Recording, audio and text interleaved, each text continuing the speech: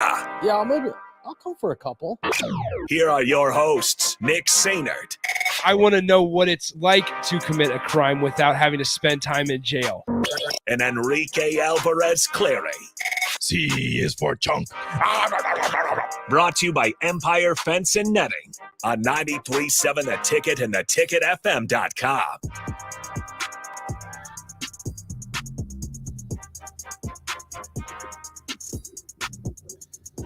Good afternoon. I hope everybody has been able to catch their breath as Rico and VJ got a little steamy in here. Normally the studio is pretty chilly, but it's a little hotter. It's fine. We're fine. Everything's fine. It's a little hotter when I walked in at 2 p.m. here today, or shortly after. 402-464-5685, Honda Lincoln Hotline, the Starter Heyman text line, both those open for you guys the entire show. Nick and Rico with you as always. Rico, hello. Hello. How's it going? It's going great. How are you doing? I'm doing great. I just want to, I almost wish VJ could have stuck around because I would have been like the mediator through this. I feel like there's some stuff we need to settle. We're good. We're good.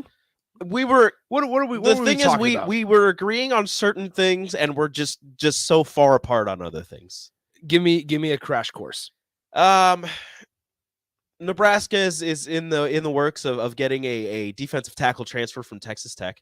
Okay. He'll have 1 year remaining in college. And I believe that if he comes in, he'll be able to hopefully eat some space as a defensive tackle and allow the linebackers to make plays behind him.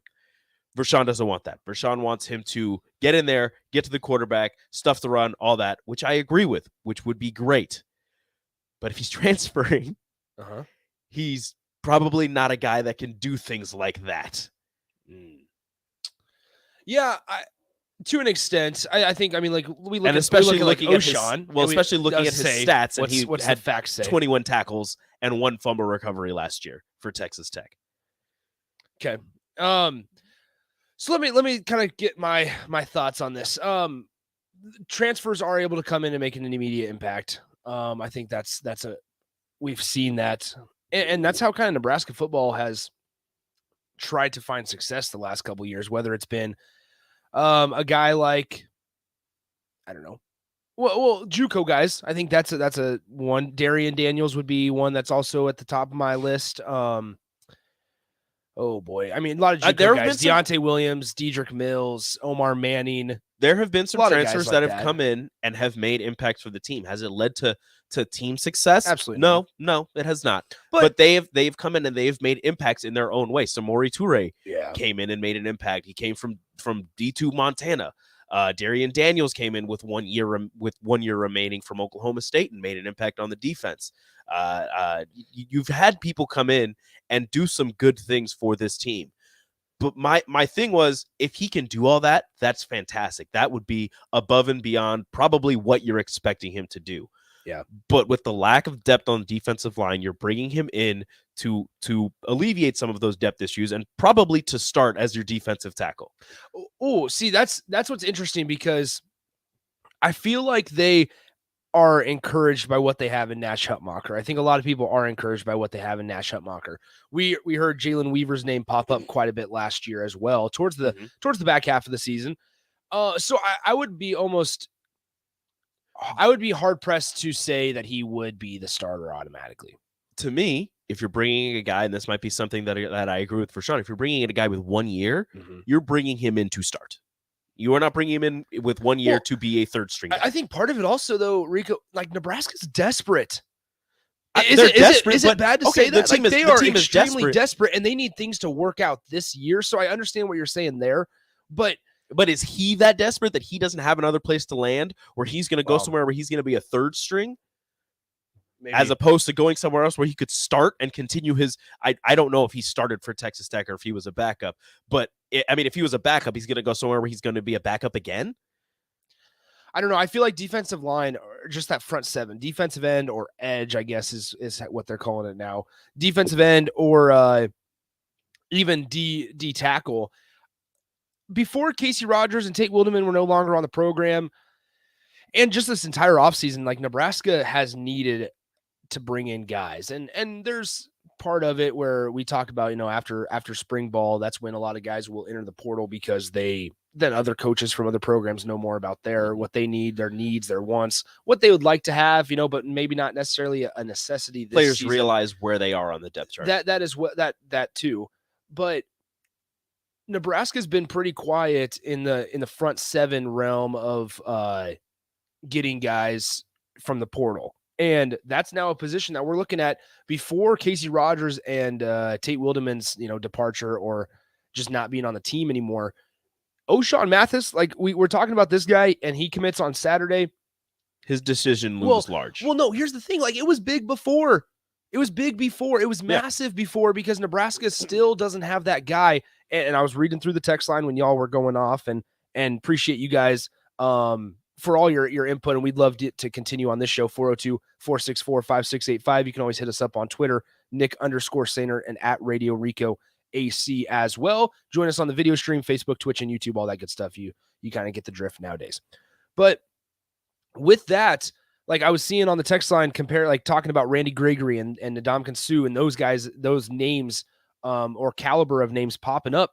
And without O'Shawn Mathis, and I'm not even sure O'Shawn Mathis is that dude. Like nobody knows, because once again, we know those two were different. That's the thing. So that goes back to my whole original thought when we started this conversation was Nebraska is extremely desperate. And whether you get O'Shawn Mathis on Saturday or not, Nebraska is still going to be extremely desperate because, to Rico's point, you cannot put all of your eggs into one guy's basket, in my opinion.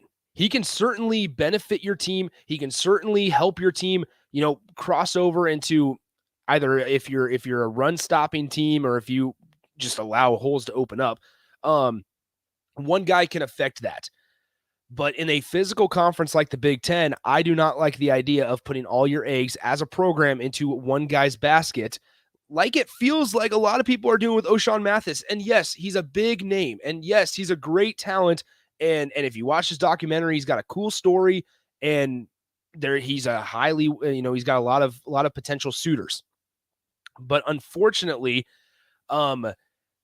even if Nebraska gets O'Shawn Mathis on Saturday, and talking to a lot of people, whether they're in the media or not, nobody knows how this thing's going to go. We talked to Steve yesterday. He says one thing. We talked to Brian me and Nathan talked to Brian Munson of Husker Online on 2 days ago. And he said that it feels like since he's drawn this out, he's going to come to Nebraska. But on the flip side, he visited Texas most recently as well. So he visited Nebraska last, but he's visited Texas twice. Plus, it's their home school, right? And nobody knows how this thing's going to go. But at the end of the day, whether Nebraska gets O'Shawn Mathis or not, they're going to need this guy from Florida. They're going to need this transfer portal D tackle from Alabama, or like the Stephon Wynn guy, or they're going to need to TCU. Thank you. They're going to need this guy from Texas Tech. They're going to need bodies. And that just speaks to, once again, the lack of development. It's almost like while I was listening after I got back from my appointment, as I was listening to you and Vershawn, like you both were saying things that I agree with. And I'm not questioning Vershawn, and I'm not questioning you, Rico, because like I said, I agree with a lot of things that you both said. And it's a really, really touchy subject when Nebraska isn't as fragile of a place as their program is right now. Also, it wasn't Stephon when I apologize. I think it was a Georgia defensive. Yes, I did see that one. Either way, Nebraska's going to need bodies. Yeah, in a lot of places. In a lot of places.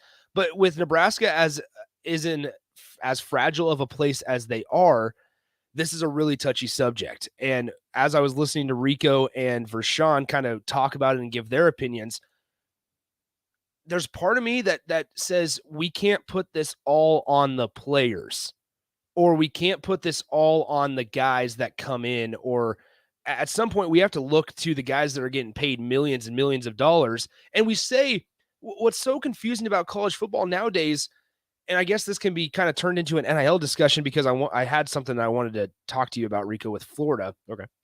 But we talk about this NIL thing, and there's so many people that say that are on this that say, we don't want college football to be like a business or be like the NFL. But then on the flip side, those same people are turning around saying, yeah, let's go ahead and give O'Shawn Mathis $1 million to come here. Let's go and act like O'Shawn Mathis is the guy that everybody, you can insert name here, Casey Thompson, insert name here, Spencer Rattler. Those same people are saying, yeah, let's put all of our eggs into this guy's basket, and he's going to be the reason that we win or lose games. He can certainly help, or he can certainly hinder. But I just need to know what kind of, what Husker fans or what fans want college football to be.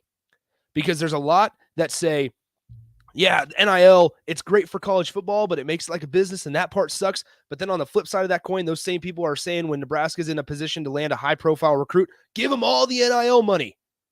I have no idea what side we are on, and not necessarily that you have to pick a side. But one thing that we do know is there are guys that are coaches that have been brought in to develop. And through 4.5 years, they have not developed. And that's why we are in the position we are in. That's why and part of it, yes, is college football and guys just wanting to leave. And that's just part of college football nowadays. And that's something that we're all going to have to live with, whether you like it or not. And I'm one of those guys that doesn't necessarily like it. But we do know for a fact that there are guys getting paid hundreds and hundreds of thousands of dollars to do their, quote, job or coach that have not developed enough guys in that room, have not brought in the right guys. And so when you guys were talking about the players and being leaders and developing and things like that, yes, it's great to have those guys that lead by example and don't talk and just shut up and work. But then you also have to have the guys on the flip side that are vocal, that are in guys' faces yelling at them. Mm-hmm. You have to have both. But there's also a sense where the coaches that are put in place have to teach and have to instill the information and knowledge in guys on how to be a leader, on how to lead, whether it's lead by example or lead by yelling and getting loud and being in guys' faces. That's literally it. You can blame all the athletes all you want, and to an extent, yes. But on the flip side, one thing we do know as a fact that hasn't changed for years, like the NIL is always changing, is that there are coaches put in place to develop both on and off the field, whether that's as a leader or whether that's as a winner. And I think a lot of Husker fans would agree that 15-29 in 4 seasons, there's not much winning going on right there. And that's why Nebraska's in the position that they are. It's everybody's got to be bought into this thing. And one guy can certainly help, but one guy can certainly hinder as well. And that's where that addition by subtraction mantra comes into play. Ooh, all right. 402-464-5685. Good stuff. Please send in your thoughts. Let's dive into this a little bit. Darren says this: in the end, NIL and transfer portal will hurt college athletics, especially football. Dusty says this: I don't mind giving Mathis some NIL money, but I don't like him wanting us to beg for him. The red N has to get back to being a destination. Unnamed texter says, what about Keonole Okana's brother? Well, we'll see what happens. I guess still recruiting him. Okay, so Ben says this here: hard to be a leader when people leave after 2 years. And maybe, yes, it is. And so there's part of me there also that says you have to not put that on the coaches, but why are those guys being brought in?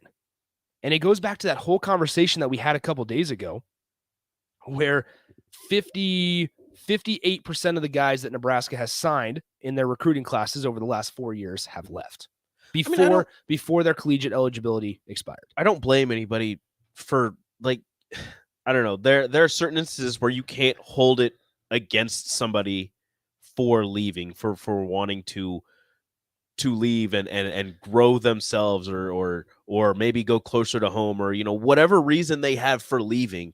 After a certain point, you just have to get over it. You have to move on, and you have to build yourself back up. If you if you struggle to find leadership after one person leaves after 2 years, 3 years, whatever, then you haven't been recruiting to a high enough level to have those leaders. Like, Well, you need, I think it's the development part. You're not developing while those guys are here. Yeah, Like, how does Minnesota take a 3-star dude and make him into an NFL caliber offensive lineman? Development. Yeah. How does Ohio State over and over and over take 5-star kids, and just because they're 5 stars does not mean they're ready for the NFL, and still develop them into having 2 first-round wide receivers? Like, there's no reason that guys should not be able to be developed at Nebraska. We always have the saying, you always get everything you want at Nebraska, like whether it's development, whether it's facilities, whether it's the attention with Husker fans, because they are the best fans in America. Everything you could ever need is here. And Trev Alberts is doing a great job of changing that idea to get back to what Nebraska fans or what Nebraska football should be.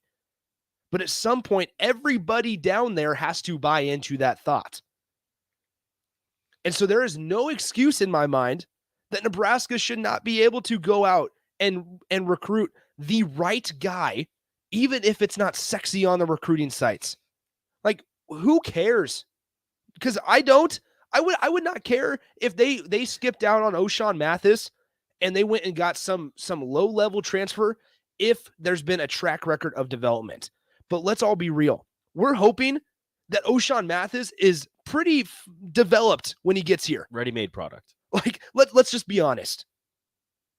Because from what we've seen, which is very little, and now without Tony Tuioti on campus, which I know there's a lot of mixed feelings about what he did, but at the end of the day, like, as sad as it is to say, and as much as it pains me to say, I think there's a lot of Husker fans that are just hoping that O'Shawn Mathis is just ready to go. And that we hope that he's as developed as he's going to get, because that's what Nebraska needs in year 5 of a losing program. I mean, Mike Dawson has done a great job with the outside linebackers, and he was a defensive line coach at the NFL level. So if anybody can get it done, you would hope it's Mike Dawson. Like, just at some point, and it might not be able to be happen or, have happened under this staff. Like, at some point it might just be like, this is how we're going to go with it. And, whereas, get transfers and try to get Band-Aids to just put on paper cuts. And if that's the case, then that's what we have to live with. And that's what we're going to support. But at some point, Nebraska needs to, we always talk about Nebraska getting back to the 90s or getting back to that hard-nosed football. What's more hard-nosed than a dude who is under-recruited by everybody else and Nebraska taking a shot on him from small town somewhere in Iowa, somewhere in Wyoming, somewhere in Montana, Nebraska, Kansas, and developing him. Turning him into an All-American. I think Husker fans would be okay if they just turned him into a capable Big Ten starter. Because if you look back at these last 4, even into Mike Riley, but I hate looking at that time period already, because I mean, we have a strong enough sample size now with this staff, and at this point, like, everything that happened before Scott Frost is over. Like, we don't need to talk about it. In terms of Mike Riley in that tenure. But it's like, we're gonna look back here if Trev Alberts is forced to make a change and go, all right, what was Scott Frost's bugaboo? What was the staff's bugaboo? And yes, on the surface level, it's winning games. But deep underneath, we're going to be able to look back and say, there were 3-star guys that didn't pan out. There were 4-star guys that didn't pan out. And they had to rely on transfers. It's okay to implement transfers into your program. That's going to be what college football is. And it's okay that guys leave your program because there is that addition by subtraction idea. It happens. It's going to happen. It's going to happen. It's happened. It's happened before.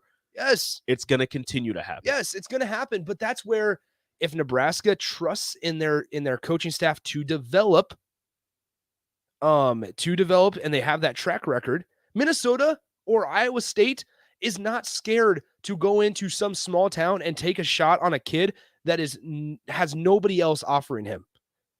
Just look out in Western Nebraska. Iowa State's been out there. Like, why? Because they trust in what they're teaching. They trust in what they do. And Iowa State fans, yes, they might not have as high expectations as Nebraska fans. And Nebraska fans should not lower their standards because of this. But you can win at the Big Ten, or in the Big Ten West, which is a really crappy division, by the way, with strong development. That's all it takes. And that's where all the Big Ten West is. The Big Ten West isn't getting 5-star after 5-star after 5-star. If Iowa and Wisconsin are leading the way, and they're leading the way with 3- and 4-star players. Like and here's what else. Here's another thing. Like with like Iowa, once they're winning games and they got up to second in the AP poll yesterday, even if it was fraudulent and even if they didn't deserve to be there, wins attract higher level recruits. Higher level recruits don't require as much development. They may require more mentally, like more development mentally rather than physically. And that will only make the coach's job easier. But Nebraska, they have to start from the bottom because that's where we feel like we're at right now, rock bottom. But if you disagree, like, please send in your thoughts. 402-464-5685, the Honda Lincoln hotline, the Starter Heyman text line, both those open for you guys the rest of the day here. Let's go ahead and take a break. We're running a little bit later since we got started a couple minutes late, which is totally good. It was a good conversation. The last 45 minutes or so.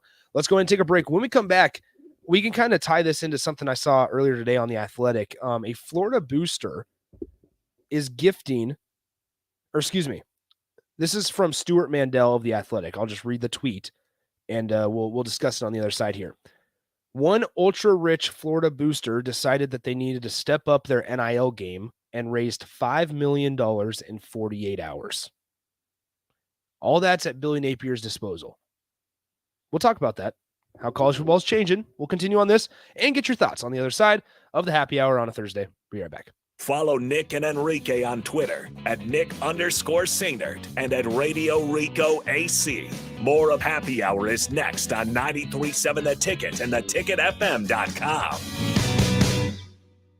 Working at Continental in Lincoln isn't a job, it's a career. And right now they've raised wages again and they're hiring for production operators at $22.07 per hour and other select jobs starting at $23.77 per hour, with wages growing up to $29.71 per hour. Continental also has salaried jobs available and great benefits, plus medical and prescription costs at very low premiums. Dental, vision, and life insurance are offered at no premium cost to the associates. To learn more or to apply, go to continental-jobs.com with keyword Lincoln. Come work at Continental today. 93.7 The Ticket, Fox, KFXL weather. Sponsored by John Henry's Plumbing, Heating, and Air Conditioning. Partly cloudy skies, but very comfortable conditions for our Thursday, topping out at 76 with a light south wind at 10. We will see a chance of scattered showers and thunderstorms late this afternoon into tonight with a low of 56. Continued chance of storms tomorrow afternoon, possibly even some severe weather with a high of 73. I'm meteorologist Tim Wright from 93.7 The Ticket and theticketfm.com. Ashiro's work is never done. You care for the house, the kids, and our future. We're so grateful for all you do. Now it's time to care for yourself and save a little more for retirement. A free 3-minute online chat can give you the personalized tips you need to boost your retirement savings now. Visit aceyourretirement.org/Shiro today. A public service announcement brought to you by AARP and the Ad Council. 2-1 count, and that's a deep drive into the gap. Smith rounding first base. It's a stand-up double. Hey, Nick, speaking of doubles, did you know Wings and Rings has 2 ways to enjoy their next-level food? Rico, we're in the middle of a game. The game can wait, Nick. One way is to stop by one of their Lincoln locations. They have 2 great locations at O Street, Meridian Park, and 40th and Old Cheney in Williamsburg Village. You said 2 ways. What's the other way? You can order online at wingsandrings.com.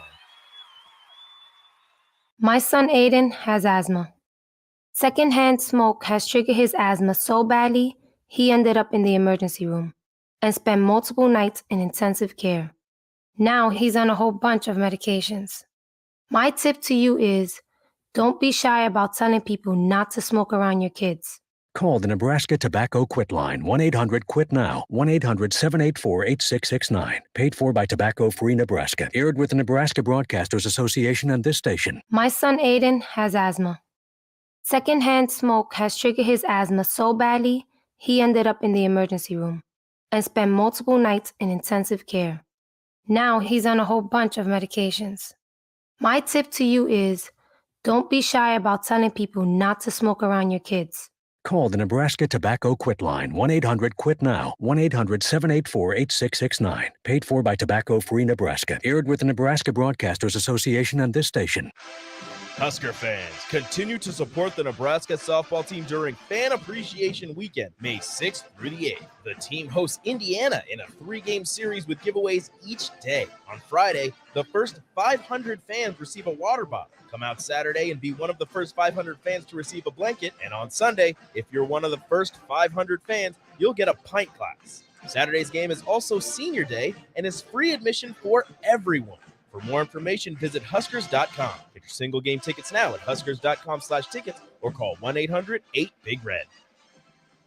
Start your Sundays off right with Jeff and Nicole Essink on Fitness Fanatics. Jeff and Nicole discuss health and wellness, how to achieve fitness goals, and more through the life of gym owners and gym goers. It's Fitness Fanatics from 9 to 11 a.m. on Sundays on 93.7 The Ticket and theticketfm.com. Early break with Sip and Jake. Yeah, we're joined by Yoshi Hardrick, former Nebraska offensive lineman, currently a Winnipeg Blue Bomber of the CFL, two-time champion. What was it like going from the Big 12 to the Big 10 1 year to the next? Well, my first defensive end was 280 to 300 pounds.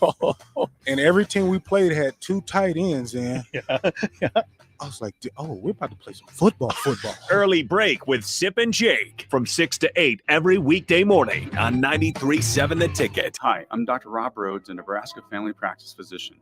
Are you or someone you love at risk of an opioid overdose? Get the free Opie Rescue app for your phone. Opie Rescue can guide you through the steps of how to respond to an opioid overdose. Be Opie ready. Download Opie Rescue today. Paid for by the CDC. Sponsored by the Nebraska Department of Health and Human Services and aired in cooperation with the Nebraska Broadcasters Association and this station. Old School with DP and J. And I learned this about the difference between the college game and the NFL. Every play is designed offensively and defensively for one guy to make a mistake, whether it's being out of your gap, forgetting the blitz, forgetting a check on offense, forgetting the snap count. In college, it might be explosive play, 15 yards, whatever you deem as explosive play. The pros, All of them are house. all of them are. The guy will hit his head on the goalpost. 93.7 The Ticket and theticketfm.com. This is your high school minute. With your Southeast Community College High School Minute, I'm Gus Cottle. Millard South Baseball defeated Lincoln East 14-10 to claim first place in the Spartan Invitational. Millard West Baseball defeated Elkhorn South 9-7 to win the Monarch Invitational. Lincoln Northeast Baseball defeated Columbus 15-13 as Northeast Cody Bruss hit for the cycle while going 5 for 5 at the plate. Elkhorn North Baseball defeated Lincoln North Star 5-0 as Ryan Harrell earned a win on the mound behind 9 strikeouts. Waverly Girls Soccer defeated Aurora 2-0 behind goals from Peyton Osenkopf and Olivia Hind. Waverly Boys Track and Field won the York Classic, where Shear from Waverly won the boys 100-meter dash and 200-meter dash with times of 10.83 seconds and 22.1 seconds respectively. This has been your Southeast Community College High School Minute. Learn more today at southeast.edu. You're listening to the Happy Hour with Nick Sainert and Enrique Alvarez Clary, presented by Empire Fence and Netting on 93.7 The Ticket and theticketfm.com.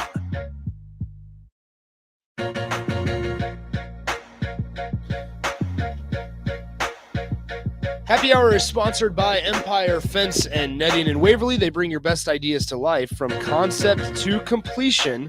Your project is their priority. Get a quote today by visiting Empire Fence or call empirefence.com or call 402-682-7658. All right, 402-464-5685, the Honda Lincoln Hotline, the Starter Heyman text line.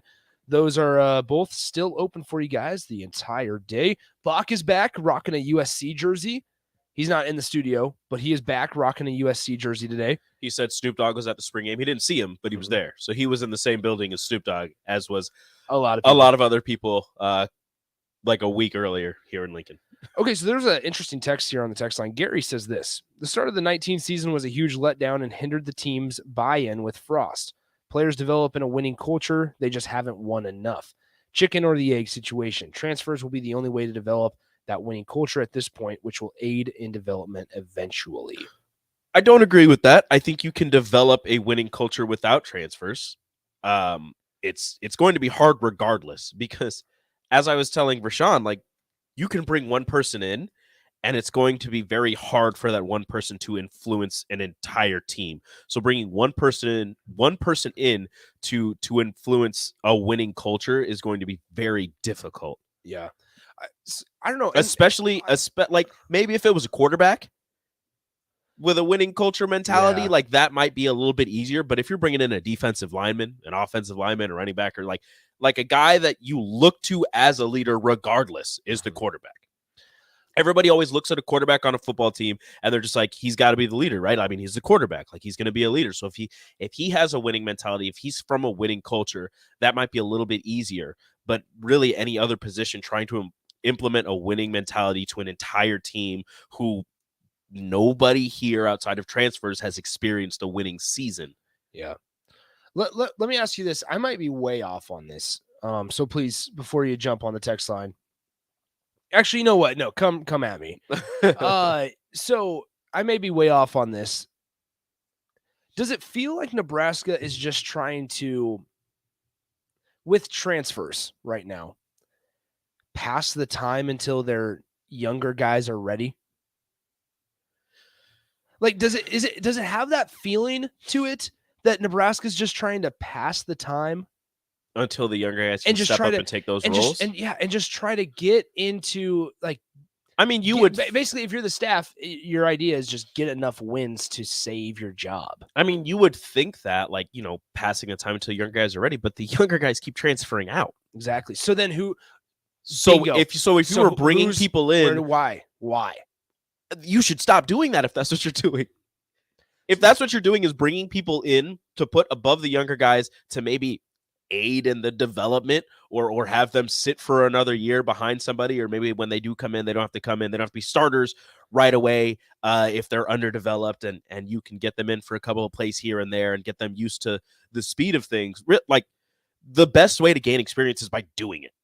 The best way to gain experience of playing Big Ten football is by getting in a game and playing Big Ten football. Well, and at certain times, the best that Nebraska can offer to these players is practice. So, like, there's that spring game.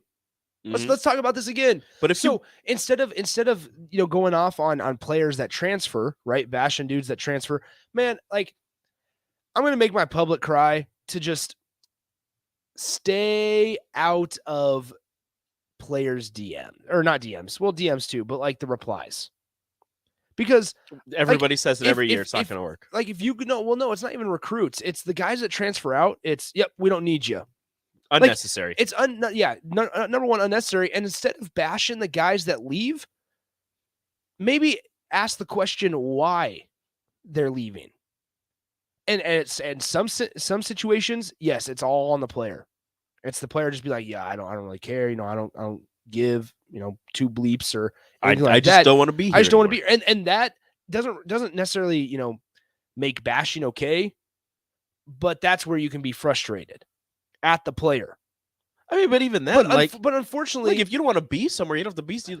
If you leave a job, if you're tired of a job, or if you want to move up, let's take this Texas Tech defensive tackle for example.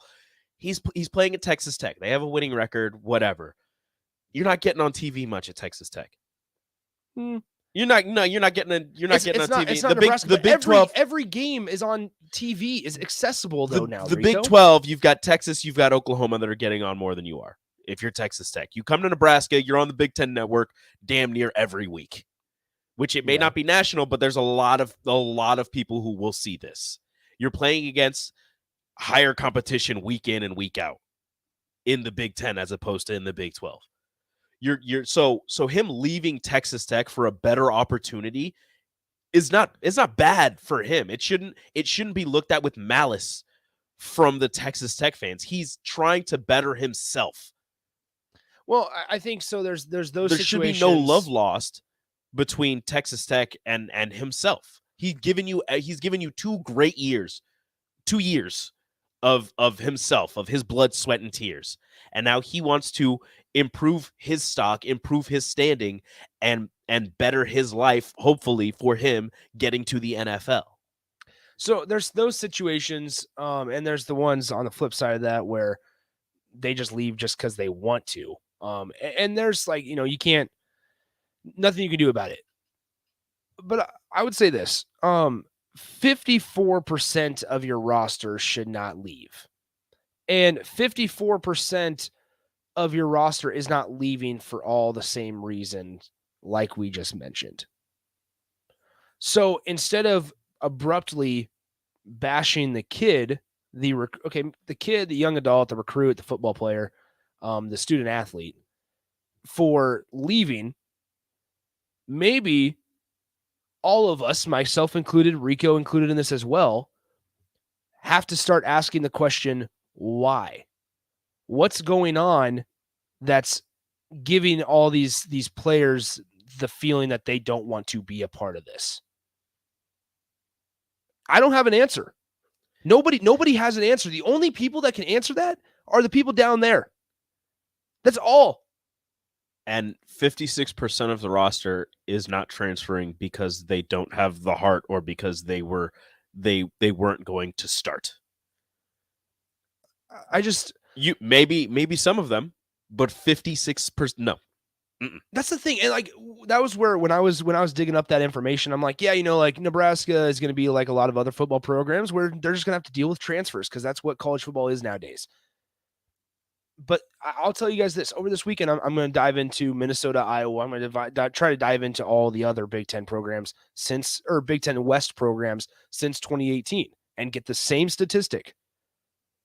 And outside of maybe like Northwestern and Purdue and those quote unquote bottom feeders, Wisconsin's not going to have 58% of their roster leave in 4 years.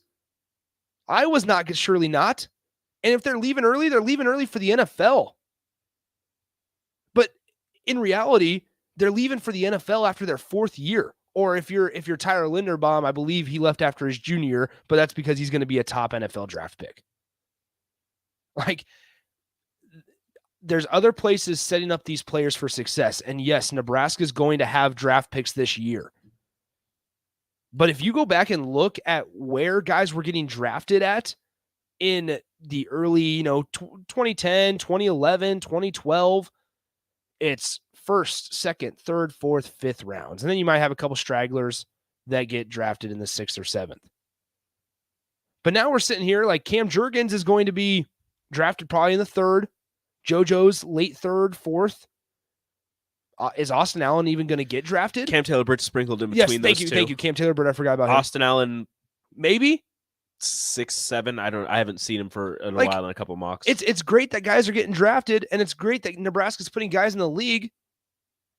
But what does it tell you that a 6th or 7th round pick? Brendan Hymus was a guy that was an NFL, had NFL opportunities, or was talked about as an future NFL guy before the staff got here. And Matt Farniok's brother, who was younger than him, left. He transferred out. Will Farniok's not here. So at some point, we all of us have to ask the question, why? And some of the answers are going to be for just because the dude wanted to leave, or just because he didn't have enough playing time, and just because other reasons. Maybe NIL can be sprinkled in there a few times. Wanted to be closer to home. But you're not telling me that a guy that is a 4-star prospect that hasn't played a single snap, been here for maybe 3 or 4 or 5 months, just ups and leaves? Why? Because it makes zero sense when you have not even seen the field, but what's going on internally? That's the question that I'm curious about. And I hope it's really good stuff. But unfortunately, here we are, and it's 15-29 and heading into year 5. It's just, sometimes it just isn't going to work out, unfortunately. So we'll see what happens. All right, let's go and take a break. NFL draft starts tonight. Let's break down the 2021 NFL draft ahead of tonight's stuff. And we'll even maybe look ahead, see what we think. 402-464-5685. Send in your final thoughts. We'll wrap up Thursday's show next. Download our app by searching 93.7 The Ticket in your app store to stay in touch and listen all day long wherever you are. More of the happy hour is next on 93.7 The Ticket and theticketfm.com. Find great deals now on new Rams, Jeeps, and more during Ram Truck Month and the Jeep Celebration event at Baxter Chrysler Dodge Jeep Ram. Shop our entire inventory of new and certified pre-owned vehicles anytime. At Baxter, we put you in the driver's seat.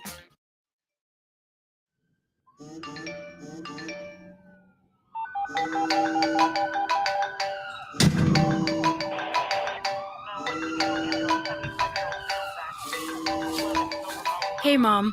Yeah, I got in a crash. I'm okay. I was wearing my seatbelt. People count on you to buckle up. Click it or a ticket. Brought to you by the NDOT Highway Safety Office. Early break with Sip and Jake. Okay, we're joined by Yoshi Hardrick, former Nebraska offensive lineman, currently a Winnipeg Blue Bomber of the CFL, two-time champion. What was it like going from the Big 12 to the Big 10 1 year to the next? Well, my first defensive end was 280 to 300 pounds. And every team we played had two tight ends in. I was like, oh, we're about to play some football. Early break with Sip and Jake from 6 to 8 every weekday morning on 93.7 The Ticket. In every office, there's two types of people. There are those who bring in bagels and those who eat the bagels that someone else brought in. Everybody likes the first person. Be that first person. Weekday mornings at 7:30, you have a chance to win a business box of bagels from Bagels & Joe. All you have to do is shut up, Sipple. 2 questions for you, 2 for Sip. Win, and the bagels are yours. Lose, well, you don't want to lose. You lost Monday, you lost Wednesday, you're a loser. Shut up, Sipple. Weekday mornings at 7:30, brought to you by Bagels & Joe. 2-1 count, and that's a deep drive into the gap. Smith rounding first base. It's a stand-up double. Hey, Nick, speaking of doubles, did you know Wings and Rings has 2 ways to enjoy their next level food? Rico, we're in the middle of a game. The game can wait, Nick. One way is to stop by one of their Lincoln locations. They have 2 great locations at O Street, Meridian Park, and 40th and Old Cheney in Williamsburg Village. You said 2 ways. What's the other way? You can order online at wingsandrings.com. Did you know that the U.S. has added over 1,100 new breweries in the last 18 months? Learn more by shopping at Myers Cork and Bottle, 13th and South, and by tuning into Thirsty Thursdays with Kevin Myers, because sports are better with a drink in your hand and a friend at your side. You know you want that smoky, tangy, sweet, and spicy sauced and tossed Wingstop, but you just brought a haul of groceries home from the store. It's cool. No one expects you to shop and cook in the same day. So let the flavor experts at Wingstop hook you up with mouth-watering wings, crispy tenders and thighs, fries and sides delivered to your door. You can always cook tomorrow. That's why the fridge was invented. Get it delivered at wingstop.com. Order online now from the new Wingstop, located at 5001 O Street.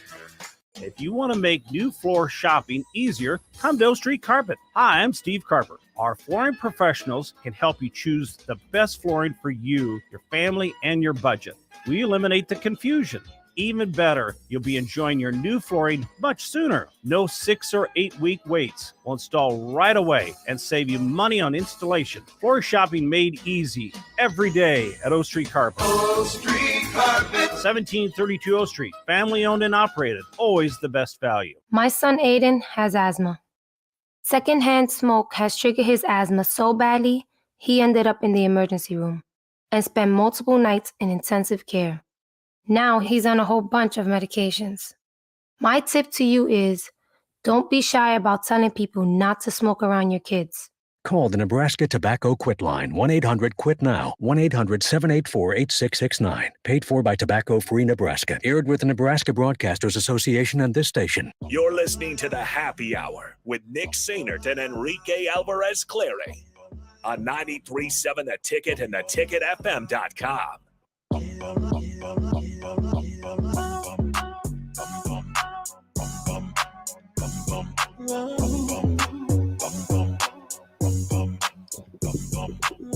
All right, back here on the Happy Hour one final time, sponsored by Empire Fence and Netting in Waverly. Give them a call, 402-682-7658. A couple minutes here left. It's going to be a pretty short segment. It's all right. Yeah, you good, Rico? I'm good. All right, good. You've done most of the talking in the show. I just want to double check. You've been on one. I just want to make sure Me you're and good. Vershawn went back and forth. I used everything I had with Vershawn, All right, so good. you've carried this Hey, show. also shout out Heavenly Waffles for stopping by today. Oh, delicious, So good. Delicious stuff. Fantastic stuff. Head over to their website, get heavenlywaffles.com. Yeah, get some waffles of your own. All right. 402-464-5685. Let's talk 2021 NFL Draft. 2022 NFL Draft is this evening. I'm going to say this, Rico. The biggest steal from this draft, Micah Parsons at 11. Mac Jones. No, Micah Parsons at 11. Who would have thought Mac Jones would have been the best quarterback in this draft? I don't think he is. He is. He was I'm all rookie team. He was all rookie first team. Yes, but in the future, Yes. I'm still taking Justin Fields. Okay. All right, he is with the Bears. You do remember that. I do. Mac Jones with Patriots. Micah Parsons is a steal at 12. Like let's be real. Like he should not have. He should not have dropped. He should not have dropped to 12. How did Rashawn Slater fall to 13? Yeah. Oh man, this is an interesting one. Because after the first round, so there's a name down here, 59th overall, Terrace Marshall Jr. from LSU. That's interesting. He went to Carolina. But then you're like, and obviously it's early to tell how guys are going to pan out. Right, Creed Humphrey, Kansas City got him at 63rd in the second round. He started right away. The center out of Oklahoma. Let's go ahead and go back to let's do 2011 NFL draft. Okay. Let's just go 10 years back. Let's see who we got here.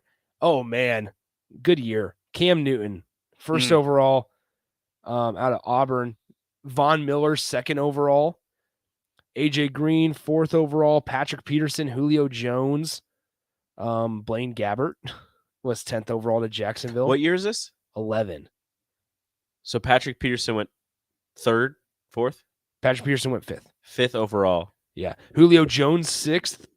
JJ Watt was 11. Is Prince in this draft? Yeah, Prince was 19th overall to the Giants. He would 'Cause I have been remember their last first round pick. Because there was an argument at that time who was the better cornerback between Prince and Patrick. Oh, I think probably Patrick, unfortunately. It was Patrick. Unfortunately, Patrick. Ryan Kerrigan, Prince, Cam Jordan. Man, there's some good ones here. Mark Ingram. Was this Mark Ingram's Heisman year? Or did he win it in 09? He won it in 09. Okay. So it would have been Cam won it this year. That year. 2010, excuse me. So Super Bowl champion. Oh, so the Giants won the title this year. Yeah. Okay, let's look down here a little bit. We got Andy Dalton, 35th overall. Kyle Rudolph at a TCU. Yeah. I remember that one. That was back when they were still in the Mountain West. Yes. This is good draft. It was a good draft. All the way down at 74th overall. Ryan Mallett. To the New England Patriots. Yeah, that one hurt. Out of Arkansas. Shout out the Arkansas product. Yeah, I remember that one. All right. I thought he was going to be good. Roy Halou, 4th round, 105th overall. Man, that's good stuff there. All right, let's scroll down a little farther here. Dion Lewis was one out of Pittsburgh. TJ Yates, Richard Sherman, 154th overall. What a steal. Can you guess a Nebraska guy that was selected a pick later? Yeah, I'm not going to get Niles Paul. To the Redskins. Richard Sherman was taken 154th. He was drafted as a wide receiver. Niles Paul was. Yeah, that's what I'm saying. And then Niles they Paul's converted, a wide receiver. Then they converted him to a tight end. Yes. Yeah. Then Richard Sherman was a pick before him. All right, let's keep scrolling. Round 7. Let's see if there's any names. It doesn't look like it. All right. Don't go anywhere. Water cooler with Nate and Bach rocking the USC jersey. They're back.